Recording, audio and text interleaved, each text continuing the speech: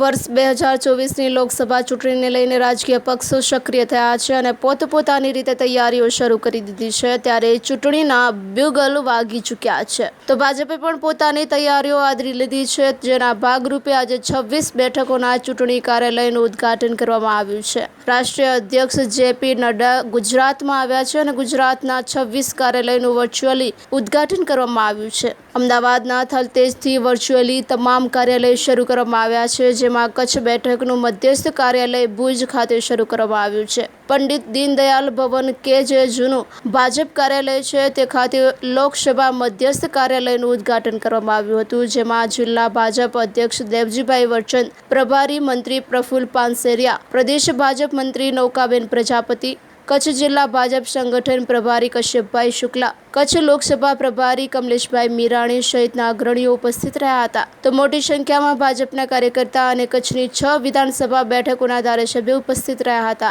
પ્રભારી મંત્રી પ્રફુલ્લ પાનસેરિયાએ ગુજરાતની 26 બેઠક 5 લાખના મતથી ભાજપ જીતશે તેવો વિશ્વાસ વ્યક્ત કર્યો હતો। કચ્છના કાર્યકર્તાઓની એકતા અને ધારાસભ્યોની સક્રિયતાને પગલે કચ્છની બેઠક 5 લાખ મતથી જીતશું તેવો સંકલ્પ કરવામાં આવ્યો છે।